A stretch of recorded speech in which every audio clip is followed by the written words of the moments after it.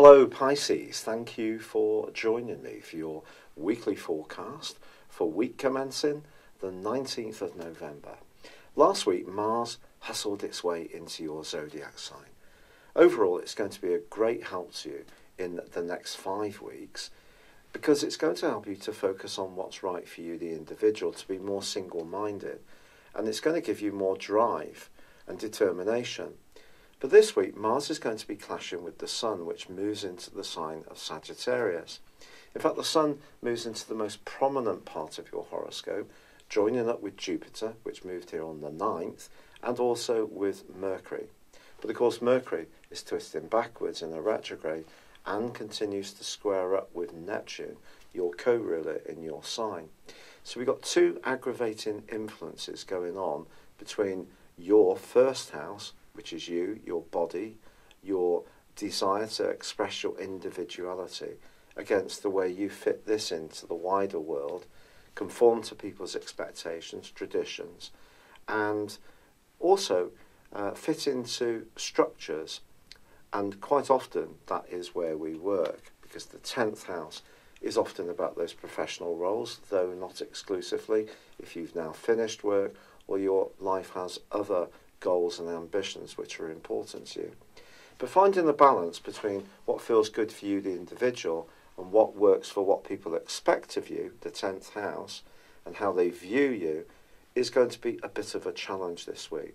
But what I will tell you very positively is the Sun's conjunction with Jupiter could see a stroke of good fortune occur for you in terms of a job, an income rise, extra responsibilities. People can be much keener to flag up your talents and your skills, but it's got to work for you. And I think you're going to be much more single-minded. You just need to make sure that you're not kind of conspiring, even in a way you're not conscious of, to go against what's best for you by being so single-minded that it makes it difficult to compromise and fit in with those other expectations. Fortunately, at the end of this week, Mars forges a fab angle to Saturn. And this is a great chance, therefore, to think about how you can cooperate and network, but at the same time retain that individuality. But the full moon, which occurs on Friday, is in a tender area. So if something is out of kilter between your worldly role and how it works for you around your home, family life, and just your need to feed your inner being, then that's going to take some attention over the next 2 weeks.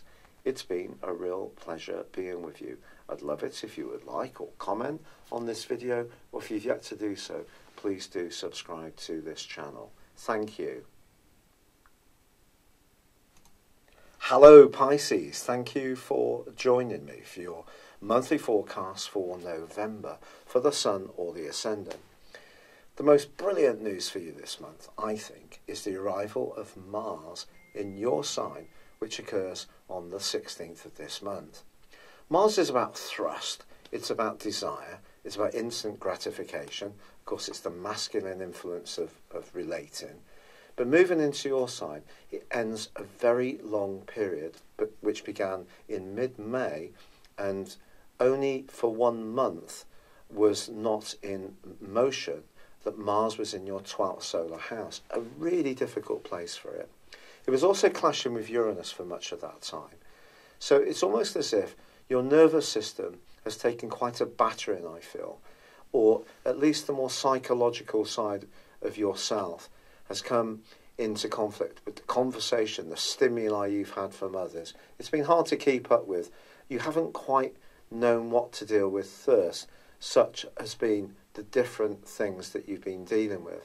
And some of it may be linked to the past, some of it may be linked to sides of your nature you've been less aware of, maybe it's been other people who've been involved in some attitudes and approaches which you found to be very challenging, to say the least. Well, with Mars arriving in your sign, we really bring to an end that process. And also, ironically, Mars gives you a bit of a reward in the few days before then by linking superbly well with Uranus. Now, Uranus, as I mentioned, had also been an aggravant to you. Well, that reverses back into the sign of Aries, where it had been full-time since 2011 on the 7th. And the two are going to be forging a great link in the 3 or 4 days running up to mid-month, which can see you using your instinct to great effect when it comes to a financial opportunity. Your brilliance at sensing where trends are going can see you just right on the money, being very forward-thinking, innovative in your approach, and it can pay off at the heart of this month handsomely for you. But of course, Venus, the planet of relating, has also been in retrograde, which began on the 5th of October, and that is going to see Venus invert into the sign of Libra at the start of this month, which is deep, it's passionate, and on the 16th that comes to a close. But in the 2 weeks before then, it's Venus's turn to be in conflict with Uranus. And I think it's possible that you could find yourself a bit more impulsive about your resources. If there is somebody that you like, maybe you're going to be much more in the moment and demonstrate how you feel about them, send them a cheeky text or be a bit flirty. Or it's also possible you're going to spend some cash that becomes available to you on something that you've long yearned for. Also on the 7th, however, there's a truly significant new moon, because this is in your sector of expansion, of growth, of travel, but it also links in with Neptune, your co-ruler. So that part of you that really senses atmospheres and the ebb and flow of situations can be so wonderful for you. If you love movies, you love film, you love photography, you love the arts, this can be a wonderful opportunity to really gorge yourself on those things. If you travel from the 7th in the following month, the chances are that you can absorb and soak up what you experience like never before. A very vivid and enriching time for you. But ironically, Neptune then goes on to be a little bit of an aggravant to you for the rest of the month, because it's then going to square up with Mercury. Now, Mercury's in a part of your horoscope that's to do with success, that's to do with really creating opportunity. Now, that's joined on the 9th by Jupiter, your other co-ruler. And Jupiter's going to be here for 13 months. And on the face of it, this would present a platform for you to break through any glass ceilings, grab a goal or ambition that's important to you, and you may well do that before the month is out. But equally, you could encounter someone who doesn't quite get where you're coming from, who tends to feel that maybe you're a bit woolly or not clear-headed in terms of your goals and ambitions. They may feel you have great talent, but they don't necessarily think you've got it clear in your mind about how you want to go about using it. If you do encounter someone like this, it could be very frustrating. Also, from the 17th, Mercury goes into retrograde. So if you are looking for some new opportunities around your professional interactions, around the way you live your life, the way you create your perception of yourself with experienced or influential people that you encounter, that could be hard going until the end of the first week of December. And with Neptune in there as well, in a square with Mercury, this can create a hazy, fuzzy mix. So all the positivity from that new moon could be eroded very subtly by some doubts or by the doubts of people that you encounter. How do you deal with this? Well, Jupiter's definitely going to help you, because it's asking you to be self-confident, to believe in what you want to do.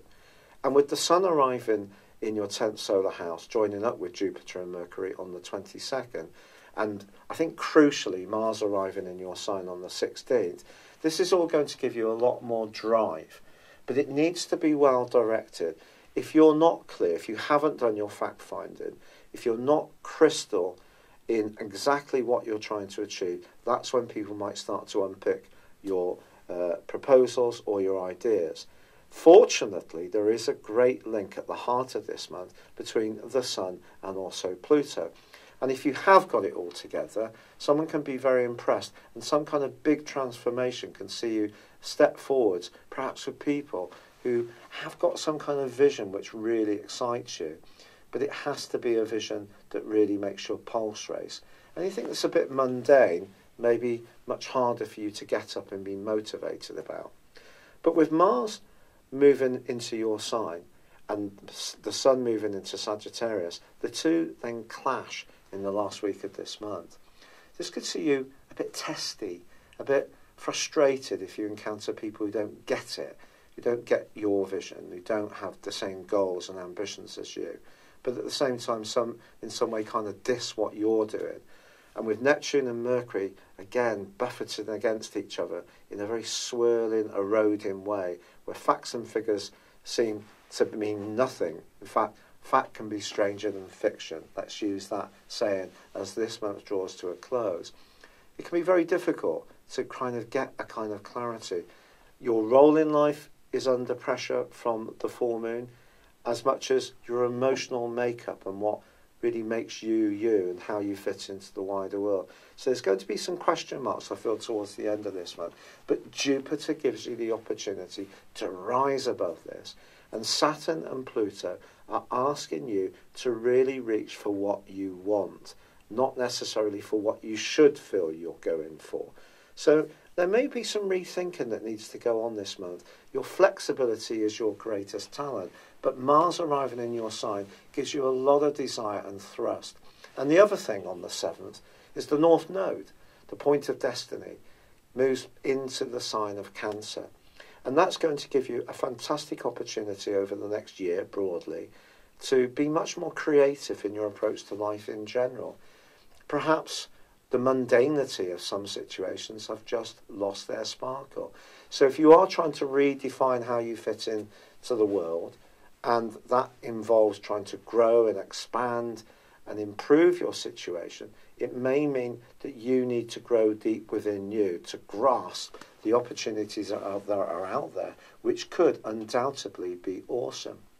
Now, just a little note about your love life, because you could have those passionate attractions on the back of Uranus opposite Venus. But once Venus goes forwards, it's in your 8th solar house. With Mars in your sign, got first 8th house energy. But because Venus is right at the end of Venus, there's actually broadly a good angle between the two for some of this month. So if your energy is well balanced around your love life between the more masculine drives and the more feminine side of your nature, if they're well balanced up, it could be an interesting time for your love life indeed, and someone much younger or who you meet through work could really take your fancy. It's been a real pleasure being with you. Thank you so much for all the kind messages that have been sent in and suggestions around my rheumatoid arthritis, which I'm continuing to make progress with. I so appreciate it. For now, I'd love it if you would like or comment on this video. If you've yet to do so, please do subscribe to this channel. Thank you. Hello, thank you so much for watching my video. I'd love you to join me at my Horoscope Ace app. You can find this at www.horoscope-ace.com. You can use it through Android, iOS, Apple or Facebook. Check out your ascendant or your moon sign or download your free birth chart. There's all your favourite videos, plus there are daily, weekly, monthly and yearly horoscopes for general, love, Chinese and Indian astrology. If your passion is tarot, there's my brilliant 3-card money or love tarot readings too. And it's all there at www.horoscope-ace.com. Thank you.